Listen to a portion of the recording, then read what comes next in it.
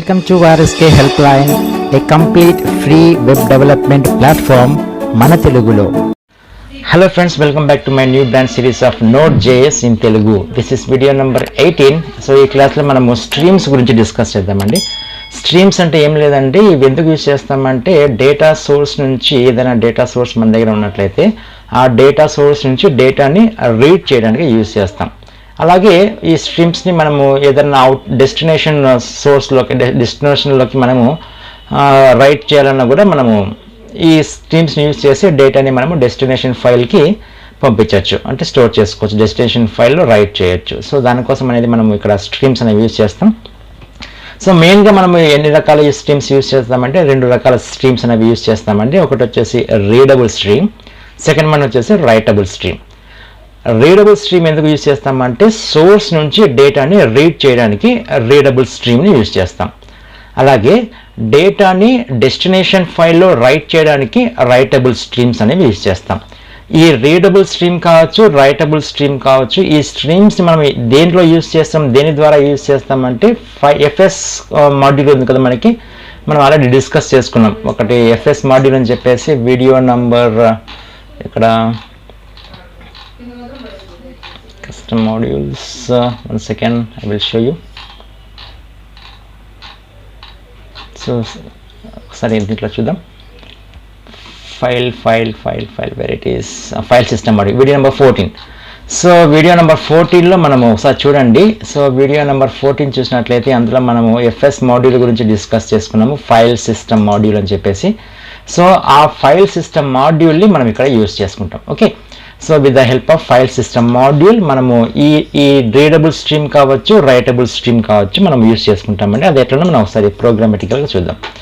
So first మనకి file నుంచి read చేయాలి అంటే మనకు ఒక రఫ్ డేటా కావాలి కాబట్టి నేను ఒకటి ర్యాండమ్గా ఒకటి ఫైల్ క్రియేట్ చేస్తున్నాను. సో దీనికి ఏమి ఇస్తాను, source.txt అని చెప్పేసి ఒక ఫైల్ క్రియేట్ చేస్తున్నాను. ఈ ఫైల్లో మనకి ఏదైనా కాంటెంట్ కావాలి కాబట్టి ర్యాండమ్గా nd ర్యాండ్ అని తీసుకున్నట్లయితే ఒక పారాగ్రాఫ్ జనరేట్ అవుతుంది మనకి. సో ఈ జస్ట్ ఈ పారాగ్రాఫ్ కాపీ చేసుకుంటున్నాను, మన ఈ సోర్స్లో పేస్ట్ చేస్తున్నాను. అంటే ఏంటి, ఈ సోర్స్లో ఉన్నటువంటి ఈ కాంటెంట్ మనం రీడ్ చేయాలి ఇప్పుడు. ఓకే, స్ట్రీమ్స్ యూజ్ చేసి. కాబట్టి నేను ఫస్ట్ మన ఫైల్ సిస్టమ్ ఎఫ్ఎస్ మాడ్యూల్కి ఒక వేరియబుల్ తీసుకుంటున్నాను. So FS is equal to require, require. So ఏం కావాలి, ఎఫ్ఎస్ కోర్ మాడ్యూల్ కావాలి. ఓకే, దీని తర్వాత ఏం చేస్తానంటే మనం ఒకటి స్ట్రీమ్, రీడబుల్ స్ట్రీమ్ని క్రియేట్ చేయాలి. సో దానికోసం వేరియబుల్, సో రీడ్ stream, మనకు ఓన్లీ ది వేరియబుల్ stream మీ ఇష్టం మీద రాసుకోవచ్చు. Read stream is equal to FS మాడ్యూల్లో ఉన్నటువంటి create read stream. Create read stream అనే మెథడ్ ద్వారా మనం ఏం చేస్తాము, ఏ ఫైల్ రీడ్ చేయాలి, మనం ఇప్పుడు క్రియేట్ చేసినటువంటి సోర్స్ అనే ఫైల్ ఉంది కదా, source.txt అనే ఫైల్లో ఉన్నటువంటి డేటాని మనం రీడ్ చేయాలి. ఓకే, సో దీని తర్వాత ఏం చేయాలంటే మనం డేటాని గెట్ చేసుకోవాలి. దానికోసం ఒక వేరియబుల్ తీసుకుంటున్నాను, డేటా అని చెప్పేసి. ఫస్ట్ నేను ఎంటీగా తీసుకుంటున్నాను. సో దీని తర్వాత నేను ఫస్ట్ మనం ఏం చేయాలి, ఎన్కోడింగ్ ఫార్మాట్లో మనం రీడబుల్ స్ట్రీమ్ మెన్షన్ చేయాలి. కాబట్టి మనం రాసినటువంటి readable stream read stream, readable రాస్తున్నాం, read stream. Okay, read stream dot set encoding. Set encoding మనం ఏం చేస్తాము, UTF-8లో పెడతామండి, UTF-8. సో దీని తర్వాత ఏం చేయాలి, ఇక్కడ ఇంకొక పాయింట్ ఏంటంటే ఈ స్ట్రీమ్స్ అనేవి ఈవెంట్ ఎమిటర్స్ కూడా పనిచేస్తాయి, ఈవెంట్ ఎమిటర్స్గా కూడా ఉంటాయి. అంటే దీంట్లోంచి కొన్ని ఈవెంట్స్ అనేవి ఎమిట్ అవుతాయి. సో వాటిని మనం లిజన్ చేయాలి ఏదైనా యాక్షన్ పర్ఫామ్ చేసుకునే దానికి. కాబట్టి మనం రీడబుల్ స్ట్రీమ్లో ఉన్నటువంటి ఆ ఈవెంట్ని ఎమిట్ చేస్తాయి, అవి ఎమిట్ చేస్తున్న బట్టి మనం రీడ్ చేయాలి. కాబట్టి మనము ఒక ఈవెంట్ రాద్దాం. So it is read stream dot on. So వస్తున్న మనకి ఇక్కడ చూడండి డేటా వస్తుంది, అంటే మనకి సోర్స్ ఫైల్ నుంచి డేటా వస్తుంది. సో దాన్ని మనము డేటాలో మనకి ఇక్కడ మనం డిక్లేర్ చేసినటువంటి ఈ వేరియబుల్లోకి స్టోర్ చేసుకుందాం. సో దానికోసం నేను ఒక ఫంక్షన్ రాస్తున్నాను, it is a function. So ఇక్కడ మీరు గుర్తుపెట్టుకోవాల్సిన పాయింట్ ఏంటంటే ఈ రీడ్ స్ట్రీమ్ అనేది ఏం చేస్తుందంటే మనకి బిట్ బై బిట్ మనకి రీడ్ చేస్తుంది, ఎంటైర్ ఫైల్ అనేది రీడ్ చేయదు. కాబట్టి రీడ్ చేస్తున్నటువంటి డేటా అంతా మనకి ఆ కాంటెంట్ అంతా ఈ డేటా అనే వేరియబుల్లోకి ప్లేస్ చేసుకుంటాం. మనం ప్లేస్ చేసుకుంటున్నామంటే టోటల్గా ఫైల్ ఒకేసారి రాదు మనకి. ఎలా వస్తుంది, బిట్ బై బిట్ వస్తుంది. అంటే చంక్ అంటే కొద్దిగా పార్ట్గా వస్తుంది కాబట్టి యాజ్ ఏ ఆర్గ్యుమెంట్గా నేను చంక్ అని రాస్తాను.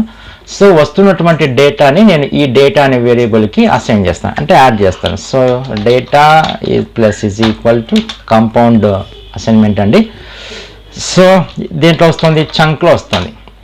సో ఈ విధంగా రీడ్ చేస్తున్నాను. ఓకే, అది మొత్తం డేటా అంతా అందులో ఉంది. ఇప్పుడు నేను దాన్ని కన్సోల్ చేస్తాను అంటే అవుట్పుట్లో చూపిస్తాను.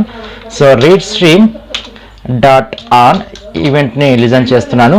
సో ఎండ్ అని చెప్పేసి ఒక వేరియబుల్ తీసుకుంటున్నాను. సో దాని తర్వాత ఒక ఫంక్షన్ తీసుకుంటున్నాను. ఈ ఫంక్షన్లో నేను ఏం చేస్తున్నాను అంటే కన్సోల్ చేస్తాను. It is console dot log. So మనకు వచ్చినటువంటి డేటా ఎక్కడ ఉంది, మనకి డేటా అనే వేరియబుల్లో ఉంది. కాబట్టి దీన్ని సేవ్ చేసి ఒకసారి రన్ చేస్తాను. చూడండి అవుట్పుట్ ఏం రావాలి, మనకి సోర్స్లో ఉన్నటువంటి ఈ డేటా అనేది మనకి ఈ రీడ్ చేస్తాం కాబట్టి అది అవుట్పుట్లో రావాలి. So it is a node space index.js, right. So మన సోర్స్ అనే ఫైల్లో ఉన్నటువంటి డేటాని మనం రీడ్ చేస్తున్నాం. సిమిలర్గానే మనము ఏం చేయొచ్చు, రైటబుల్ స్ట్రీమ్ని కూడా యూజ్ చేసుకోవచ్చు. కాబట్టి దానికోసం ఒక వేరియబుల్ తీసుకుంటున్నాను, WRIT right data is equal to something, ఏదో ఒక డేటా తీసుకుంటాను. దానికోసం ఏం చేస్తున్నాను, RSK హెల్ప్లైన్ అని చెప్పేసి, హెల్ప్లైన్ స్పెల్లింగ్ రైట్, హెల్ప్లైన్ అని చెప్పేసి ఒక డేటాని తీసుకుంటున్నాను.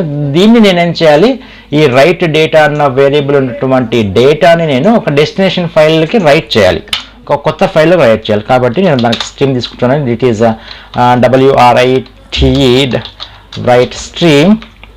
ఈ వేరియబుల్ ఏదైనా కావచ్చండి, ఖచ్చితంగా దేని ద్వారా యూజ్ చేయాలి, FS మాడ్యూల్ ద్వారా యూజ్ చేయాలి. సో దీంట్లో ఉన్నటువంటి క్రియేట్ రైట్ స్ట్రీమ్ అనే మెథడ్ ద్వారా ఏం చేస్తాను, ఒక ఫైల్ కొత్తది క్రియేట్ చేస్తాను. సో దీనికోసం ఒక నేమ్ ఇస్తాను, డెస్టినేషన్.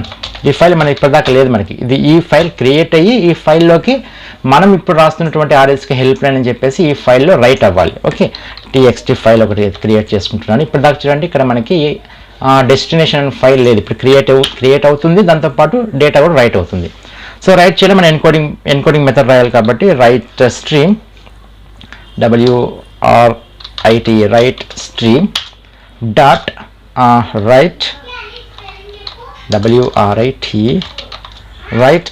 సో ఇందులో WRIT రైట్ డేటా అదే కదా మనం తీసుకునే వేరియబుల్, ఈ వేరియబుల్ ఉన్నటువంటి డేటాను రైట్ చేయాలి.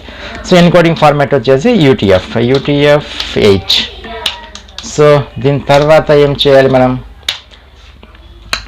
ఏం చేద్దాం. సో ఫైల్ అంతా రీడ్ అయిపోయిన తర్వాత ఏం చేయాలి, కాబట్టి write stream, it is write stream dot end. దీని తర్వాత ఏం చేయాలి, మనం ఒక ఈవెంట్ని లిజన్ చేయాలి. So WRIT write stream dot ఈవెంట్ని లిజన్ చేస్తాను. ఫినిష్ అనే ఈవెంట్ రాసుకుంటా, అంటే ఫినిష్ చేసిన తర్వాత దాన్ని కన్సోల్లో డిస్ప్లే చేయాలి. కాబట్టి it is a function.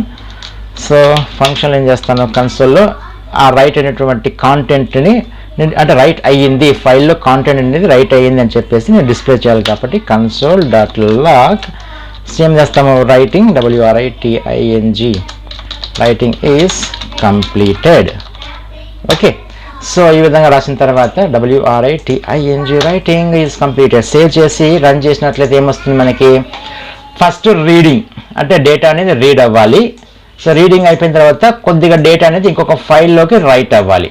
Okay, right అయింది అని చెప్పేసి మెసేజ్ రావాలి. ఓకే, అంటే ఏమో ఒక కొత్త ఫైల్ ఇక్కడ క్రియేట్ అవ్వాలి. సో ఫస్ట్ నేను స్క్రీన్ క్లియర్ చేస్తాను. సో మళ్ళీ రన్ చేస్తాను. It is a node index.js.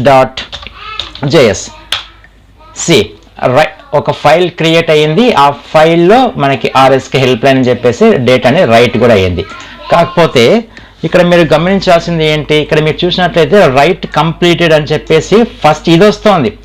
యాక్చువల్గా మన కాన్సెప్ట్ ఏంటి, మనకి ఫస్ట్ ఫైల్ అనేది రీడ్ అవ్వాలి. రీడ్ అయిన తర్వాత అంటే ఈ కాంటెంట్ మనకి డిస్ప్లే అవ్వాలి. ఈ రీడ్ అయిన తర్వాత మనకి ఇంకొక ఫైల్లో రైట్ చేస్తున్నాం, అది నెక్స్ట్ జరగాలి. కాకపోతే ఏం జరుగుతుంది, ఫస్ట్ ఫైల్ రైట్ అయిపోయినట్లు మెసేజ్ వచ్చి తర్వాత ఫైల్ రీడ్ చేస్తున్నటువంటి కాంటెంట్ డేటా డిస్ప్లే అవుతుంది. ఎందుకని, ఈ Node.js అనేది అసింక్రనస్ మోడ్ ఫాలో అవుతుంది. అంటే ఇక్కడ ఫైల్ రీడింగ్ అనేది బిట్ బై బిట్ జరుగుతూ ఉంటుంది. కాబట్టి ఎగ్జిక్యూషన్ అనేది ఇక్కడ వెయిట్ చేయదు, నెక్స్ట్ ఫర్దర్ స్టేట్మెంట్స్ అనేది ఎగ్జిక్యూట్ అయిపోతాయి. కాబట్టి ఎప్పుడైతే ఇక్కడ రీడ్ చేయడం కంప్లీట్ అయ్యిందో, అంటే డేటా అనేది ఈ డేటా అనే వేరియబుల్లోకి రైట్ చేయడం కంప్లీట్ అయ్యిందో, అప్పుడు ఈ ఫంక్షన్ కాల్ అవుతుంది, మనకి కాల్ బ్యాక్ అవుతుంది అనమాట. So that's the main differences. అంటే మామూలుగా మనకి సింక్రనస్ మోడ్కి అసింక్రనస్ మోడ్కి డిఫరెన్స్.